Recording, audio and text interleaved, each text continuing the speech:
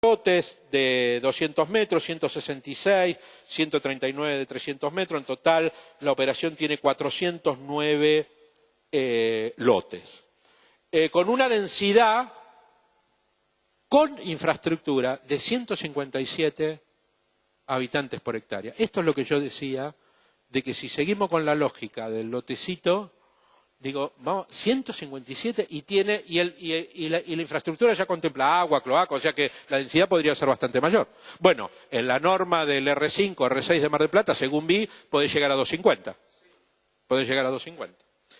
Es decir que la verdad no me lleva a nada esto. Con lo que estoy tratando de decirles a ustedes es que si yo aumento la densidad acá y las posibilidades constructivas acá, la rentabilidad de cada lote aumenta en la operación y baja el costo unitario por cada uno, el costo unitario de la infraestructura y de las inversiones por cada uno de los que entran, de los beneficiarios del proyecto.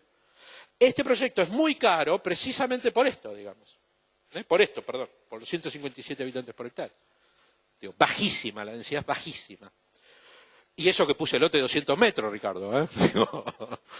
Y eso que puse el lote de 200 metros. Bueno, nada, acá están los costeos para que ustedes los sigan después. Yo lo que quiero llegar es un poquito al final, con la precio de venta de los lotes. Más o menos la plusvalía es de unos 2.600.000, 2.589 millones de dólares, haciendo esa operación. Calculando gastos administrativos, financieros, etcétera, etcétera, etcétera, etcétera. Y vamos a suponer que la municipalidad, es un supuesto absoluto, Ricardo, ahí la ley no dice porcentajes, la municipalidad dice, bueno, muy bien, yo me voy a quedar con el 25% de esta operación. Es decir, la municipalidad se podría quedar con $647.000 en una operación de 400 lotes. No me parece que sea menor. Digo, me parece bastante plata para nada más que una urbanización de 16 hectáreas. Que en esta ciudad es, digo, relativamente poco, ¿no? La otra postura que puede asumir el municipio con la ley, entre otras, porque no tuve mucho tiempo tampoco de hacer muchas alternativas, es que la municipalidad entre en el negocio del loteo. ¿Sí? Por ejemplo, esta es una posibilidad, no sé, utópica si vos querés, pero esta es una ciudad que tiene una empresa de agua y cloaca. Entonces, perfectamente podría decirle al emprendedor, yo hago el agua y la cloaca y entro como socio y me quedo con lotes. ¿Sí? Digo, y además te voy a dar la norma y entro con lotes, etcétera, etcétera, etcétera, etcétera. Cuando ustedes miran eso, es interesante el resultado en un emprendimiento de baja rentabilidad, de baja rentabilidad, porque está vendiendo nada más que tierra con infra, no está vendiendo construcción. Vamos al final.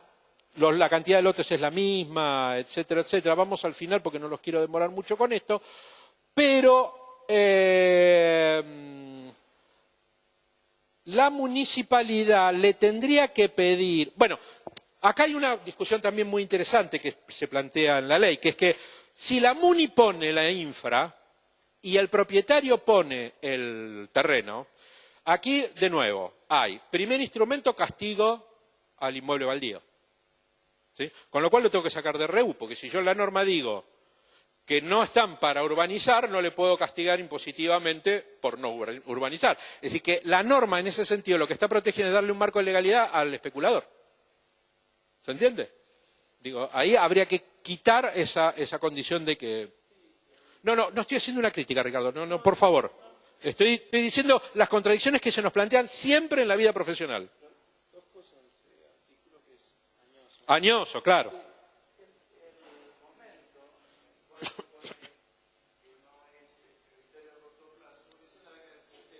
Claro, claro. Me imagino. Claro. Exactamente. Exacto.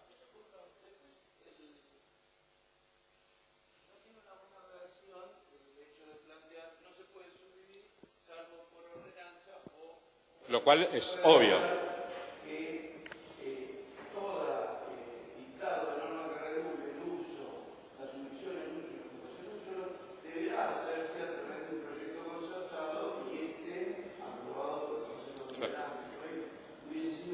Exacto. Claro, De la ley, efectivamente, Ricardo, efectivamente. No, lo que digo es, acá, primer instrumento que yo aplicaría es castigo tributario a los inmuebles especulativos. Segundo instrumento, en este caso, en el primero era una actitud pasiva del municipio. Yo te doy la norma, vos urbanizás, tenés una plusvalía de $2,5 millones de dólares, yo me quedo con el 25% por haberte dado las aprobaciones, facilitarte, etcétera, etcétera. Punto. Vamos a una actitud más activa que permitiría la ley. La primera está permitida, reforma de la ley orgánica, cobro de plusvalía. La segunda sería esta. La segunda diría, bueno, muy bien, vamos a ser socios en esta operación. Entonces, primer instrumento, te castigo por urbanizar. Si vos entrás en esta negociación, te saco el castigo, primera cuestión. Digo, después puedo mostrar, bueno, no vamos a tener tiempo, yo estoy prometiendo cosas que no voy a cumplir, pero podríamos ver algunos ejemplos muy interesantes, por ejemplo, también, viste la felicidad o algunos, cómo opera ese instrumento.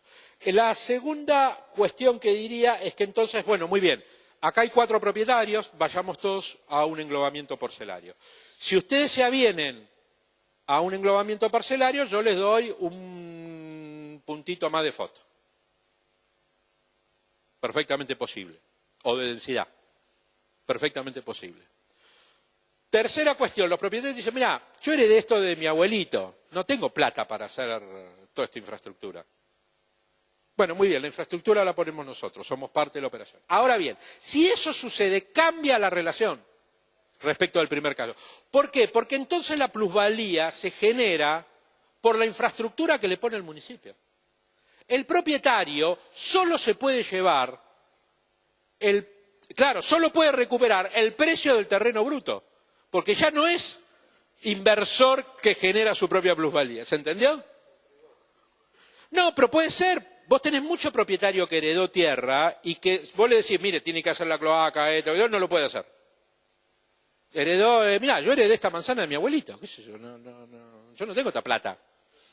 Bueno, muy bien, puede ser, la municipalidad lo hace y entra como porque es el generador de la plusvalía, o la municipalidad entra con algunas cosas, el alumbrado, las cosas básicas, que yo, y un inversor tercero entra como inversor capitalista. Y entonces cada uno acuerda la entrada del negocio y la salida del otro. ¿Qué es lo bueno que tiene esta operación? ¿Por qué no? No, yo te voy a mostrar, nosotros estamos haciendo esa operación en Zárate.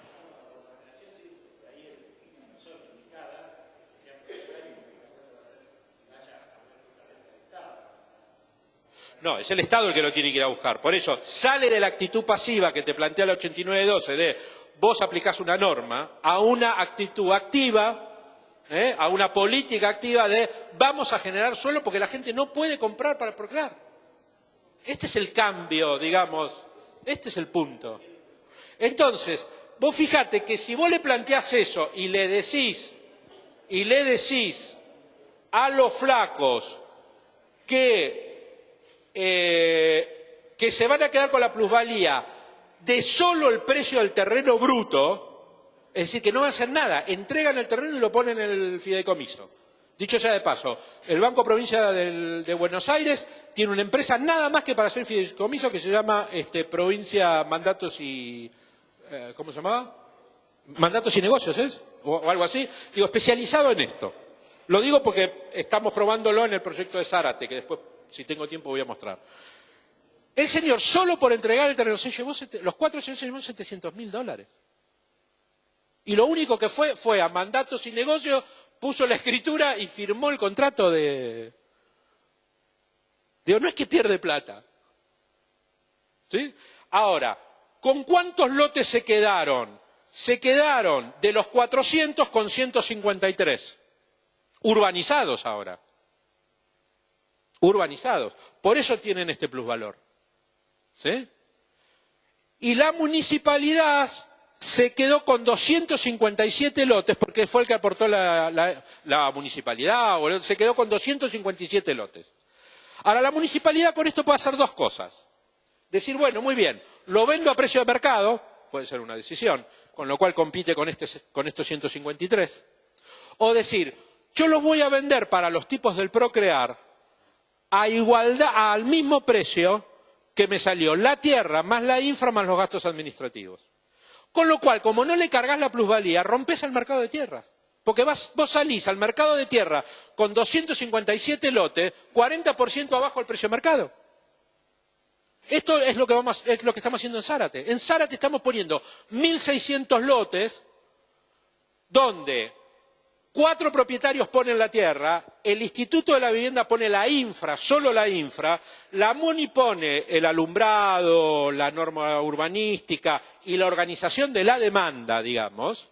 Vamos todos a un fideicomiso, los propietarios lo único que quieren es guita. Bueno, muy bien, entonces, ¿qué dice el contrato de Zárate?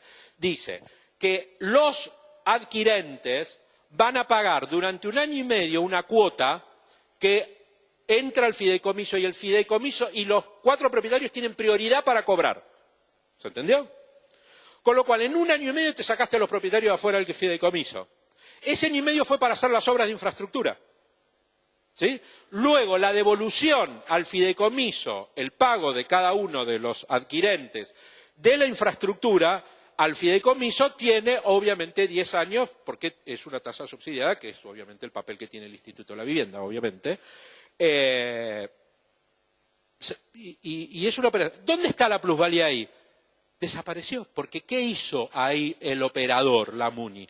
No la trasladó al precio porque su objetivo no era ahí capturar plusvalía, era no trasladarla al mercado para que los precios del suelo bajaran y el problema social que tienen no se agravara. Pero es una decisión municipal. ¿Se entendió lo que dije? Si ustedes pueden hacerlo en ese sentido, lo que les parezca mejor, o no la cargan en el precio y por lo tanto salen a comprar. Usted, 1.600 lotes en Zárate, te rompe el mercado, hermano, de lotes. Salís con un 40% menos a competir. Digo, básicamente, o no, o los comercios, bueno, le cargas la plusvalía, salís a la venta, bueno, sos un operador de mercado. Ahí te pudiste ganar unos mangos, mucha política social no hiciste, depende de lo que hagas con la plata, digamos, después, ¿no? Pero eso es una decisión de política local. Son ustedes los que deciden qué y cómo implementar los instrumentos. Lo importante que quiero que vean en estos casos o en estos ejemplos es que ustedes tienen un menú de instrumentos que además nunca son solos, porque, por ejemplo, en este caso entra el castigo al baldío, el englobamiento parcelario, el consorcio urbanístico, la captura de plusvalía, es decir, 4 instrumentos de la ley todos juntos. Cuando digo hay que pensar en la articulación de los instrumentos, estoy pensando en eso. ¿Sí? Digo, esto es básicamente lo que permite la ley. Bueno, no sé si sirvió eso, Ricardo, pero digo, sobre el caso de Mar del Plata... Sí.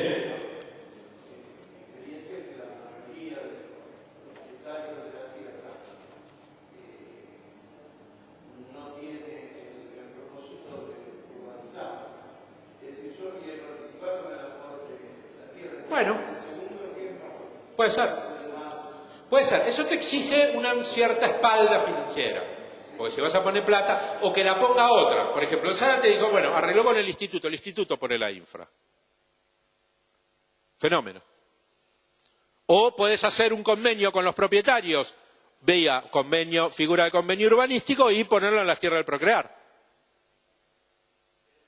Digo, ¿cómo? Es un juego de gana-gana, es un juego de gana-gana.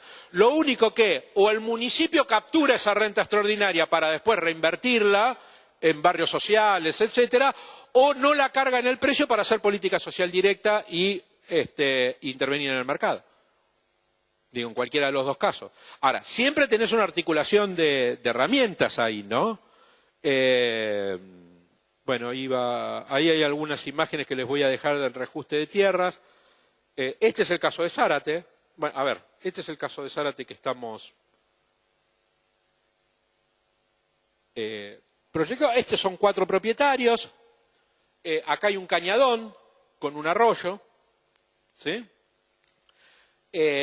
Acá estaba el casco original, porque como toda la propiedad en la provincia de Buenos Aires se fue subdividiendo hereditariamente, ¿no? Eso es la ventaja. Bueno, en este caso no usaron la lógica del grupo económico, ¿no? Porque en realidad la figura del grupo económico aquí en la provincia de Buenos Aires sirve para preservar la unidad de producción lo más ordenada posible, a pesar de las subdivisiones hereditarias. Porque si cada uno se queda con 200 hectáreas, nadie hace nada. En cambio, el grupo económico lo que te permite es seguir explotando 10.000 hectáreas, pero en un grupo económico y cada uno se lleva un pedazo. ¿Se entiende? Digo, pues si no, la lógica del parcelamiento hereditario es un problema. Acá no, acá parcelaron, no mantuvieron la unidad. Entonces, lo que se le planteó acá es hacer un englobamiento parcelario, como decía recién, acá otra cosa, que vuelvo a insistir en esto que es muy importante. Digo, este terreno fue identificado por la municipalidad como un terreno estratégico porque les permitía vincular pedazos de ciudad completamente aislados. Es decir, de nuevo, la prioridad del plan, es el plan, uno mira esto, digo, este predio es estratégico para el desarrollo urbano de mi ciudad, pero porque el plan lo pudo ver. Si no tenés plan, no ves esas cosas. Te come el árbol en el bosque, digo, no ves nunca la totalidad. Sí. Sí. Sí. Sí. Porque tenés un problema. Esto fue, esto fue así. Originalmente nosotros llegamos hasta acá. Este no quiso entrar.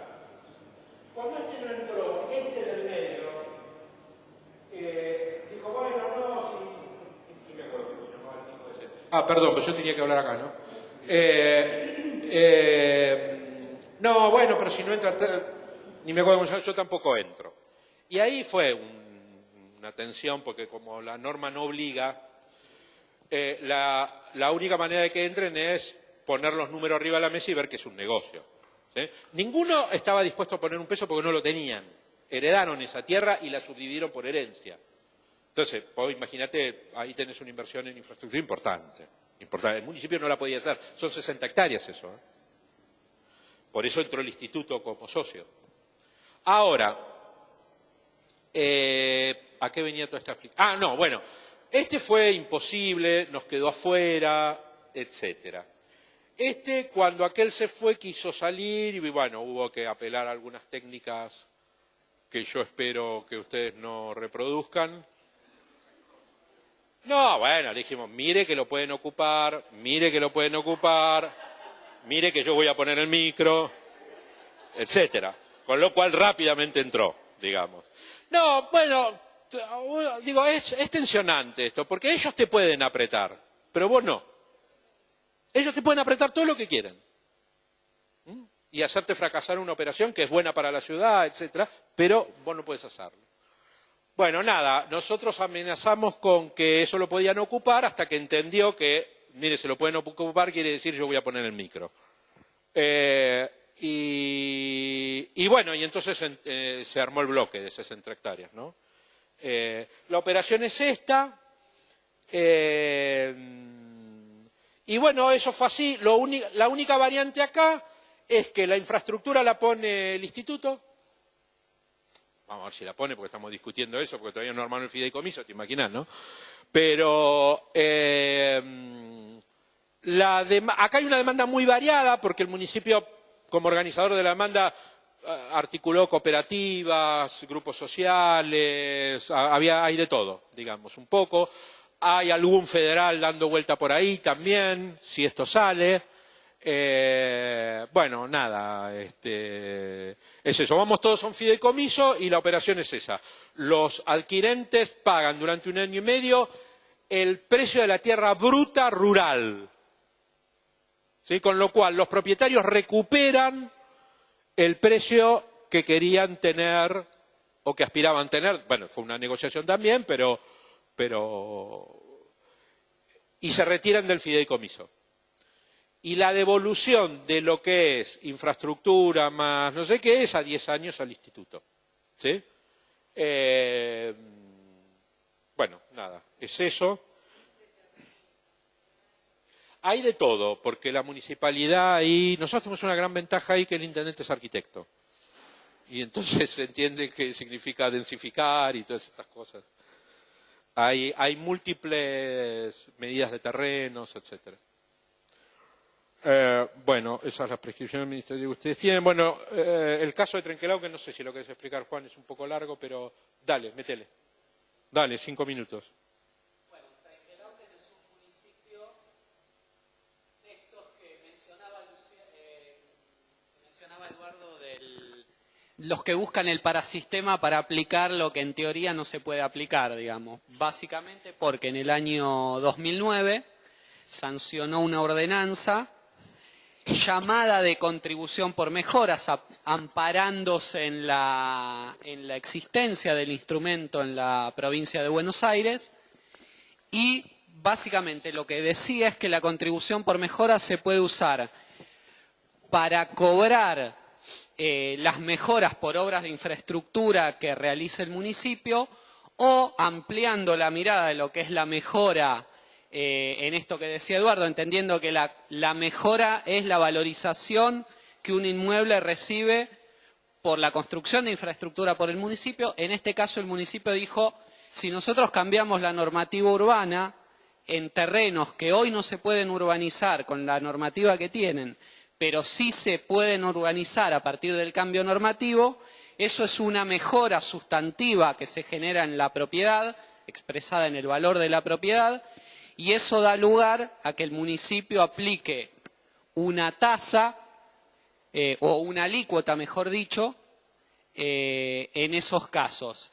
¿En qué consiste esa alícuota? Por ejemplo, un propietario que tiene un terreno de 10 hectáreas y lo va a subdividir, y a partir del cambio normativo se puede subdividir, de esas 10 hectáreas surgen 200 lotes, el municipio que dijo, la contribución por mejora se paga en terrenos directamente, es decir, la cuestión de los cálculos de valorización que genera la norma, vamos a hacer un mecanismo más fácil. Yo no quiero que me pagues con dinero, de los 200 lotes me das el 12% de la valorización, que es el 12% de los lotes que surgen de ese terreno. Entonces, por cada vez que el municipio hace un cambio normativo que permite urbanizar, por ejemplo, y generar 200 lotes, el municipio cobra el 12% con 24 lotes que pasan a ser de propiedad municipal. Digamos. Dicta esa ordenanza en el año 2009, la aplica en 4 o 5 macizos sin subdividir dentro del área urbana, que estaban básicamente zonificados o como reserva urbana o como zona deportiva recreativa, y empieza a estudiar. Trenquelauquen tenía una cuestión que había tenido durante 12 años un férreo mantenimiento del límite urbano, la planta urbana cerrada, digamos. Por 12 años mantuvo la planta urbana cerrada, por eso logró una ciudad bien compacta como se ve acá, digamos.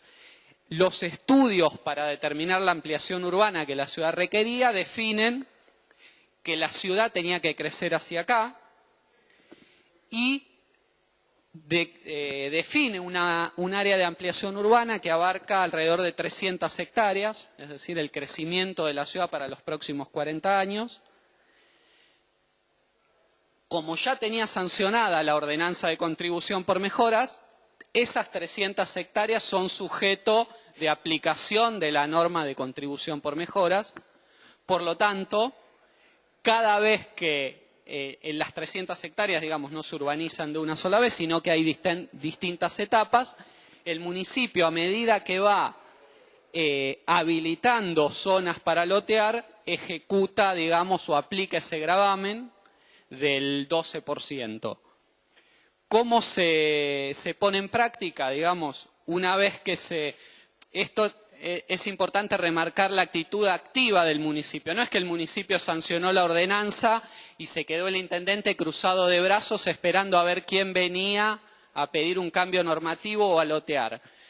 El intendente, que además era un personaje importante, capaz de inclusive de dar todas las discusiones que hubo que dar, porque lo primero que dijeron es que era comunista por aplicar una ordenanza como esta, le pedí al secretario de Obras Públicas, haceme el plan de loteo de estas 20 hectáreas, calculame cuánto cuesta la infraestructura, decime cuántos lotes salen y con el plano se iba a sentar con cada uno de los propietarios de la zona y le decían, mira, vos tenés este terreno, nosotros te cambiamos la norma, vos lo podés lotear, podés generar este loteo, la infraestructura vale esto, vos podés ganar el número que daba como resultado esa operación, y los terminaba convenciendo por la propia fuerza de los números, digamos.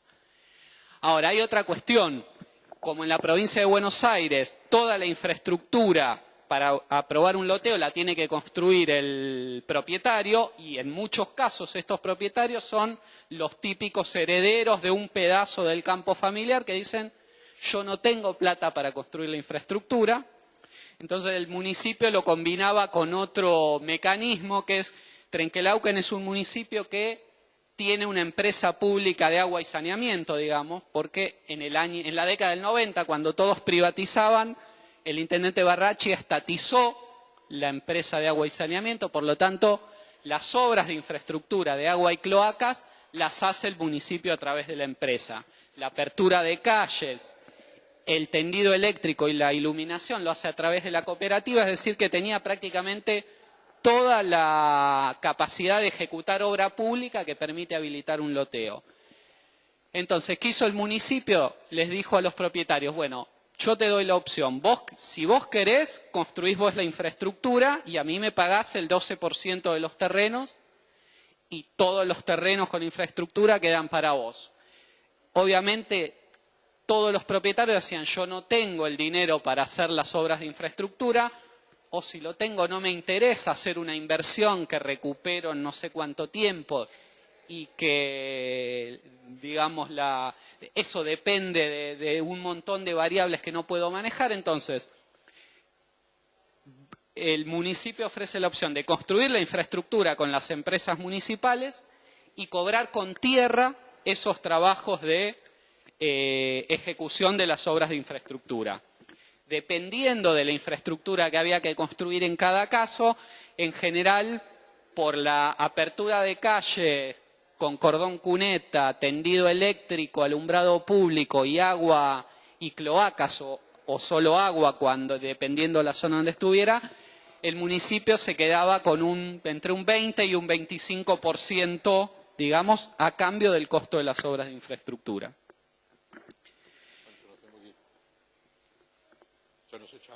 Ya nos echaron.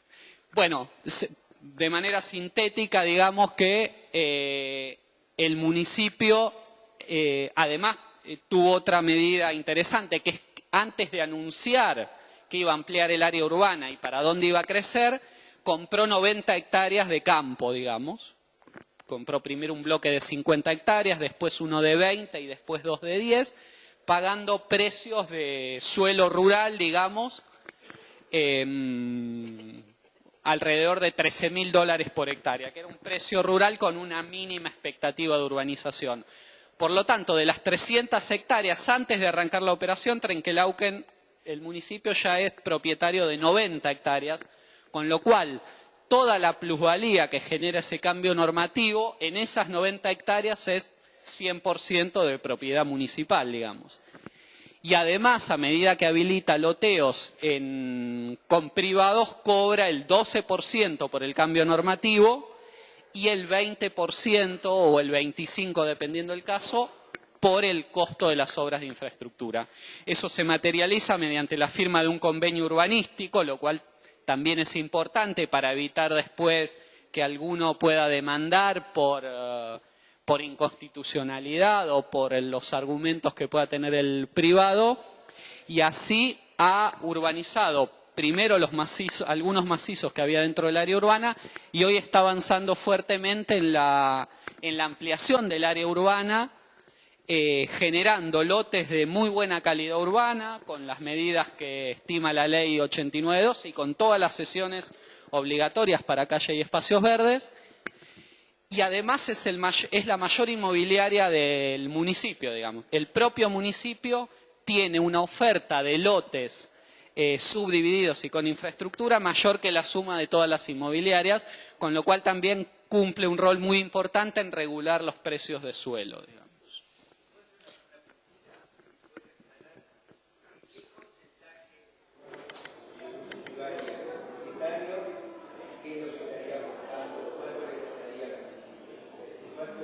¿En qué caso?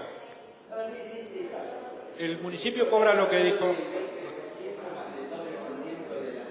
El 12 se paga solo por el cambio normativo y después por la infraestructura se paga el 20% o el 24%, depende. Absolutamente, y es favorable para los dos, acá ganan todos, porque el municipio gana y el privado también gana, digamos. Después podemos discutir si el 12 o el 25 o el 20 es un costo razonable, pero es el secreto de que funcione también.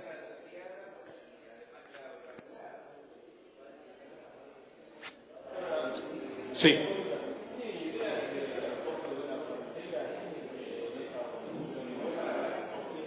El costo de infraestructura. Entonces precio, no es costo.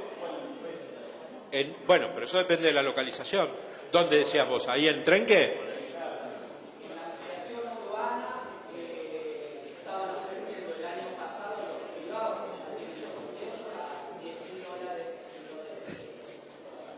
Sí, yo lamento decir que la gente se está despidiendo y además no se está despidiendo, porque hay una exposición ahora.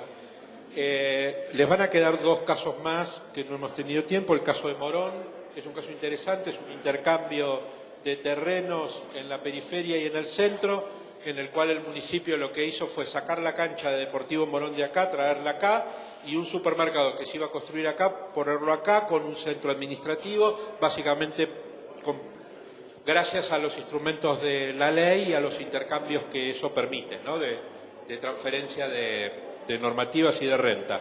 Les queda ahí, bueno, la cancha ya está construida, no sé si lo han visto, le va bastante mal a Deportivo Morón, pero tiene una cancha muy linda ahora. Bueno, es igual que nosotros, ¿no? Que yo soy independiente, así que se imaginan.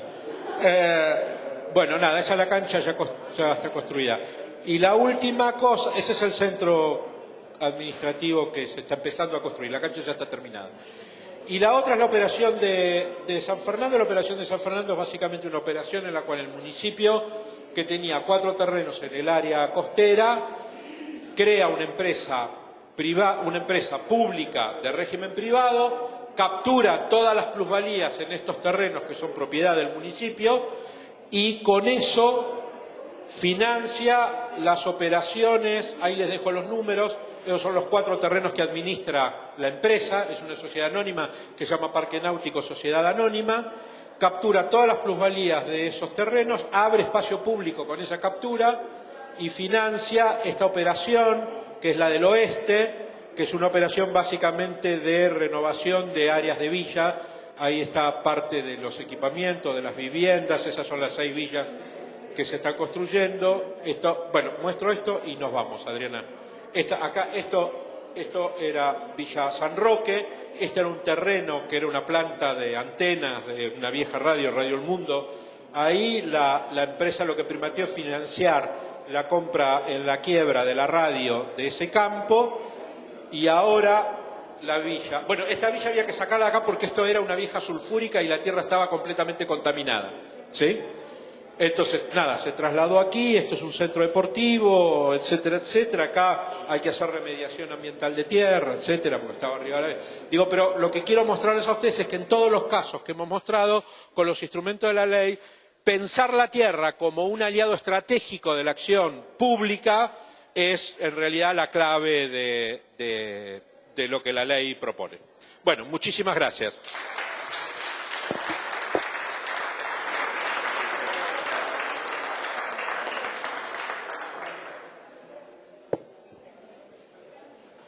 Bueno, muchas gracias a todos por haber asistido. Nuevamente, las gracias al Centro de Constructores por habernos cedido tan amablemente las instalaciones, a pesar de que se nos hizo más largo de lo previsto. Bueno, va a quedar todo el material a disposición en el blog del Instituto de Estudios Urbanos del Distrito 9. No sin antes pasarle el parroquial para decirles que esta serie de talleres temáticos continuará con el tercer taller que se desarrollará el jueves 5 de junio, donde el arquitecto Martín Saracíbar de Necochea y el arquitecto Juan Calde de Pinamar disertarán sobre temas que tienen que ver específicamente con los códigos de cada una de estas localidades, y el doctor Daniel Soria, que es el presidente de la Suprema Corte de Justicia, nos acompañará con un tema de normativa urbana, un caso también específico. A todos ustedes, por supuesto que muchas gracias, y bueno, la verdad que el agradecimiento al arquitecto Rece y al licenciado Duarte por todo el taller y el trabajo que durante la tarde compartimos. Así que muchas gracias.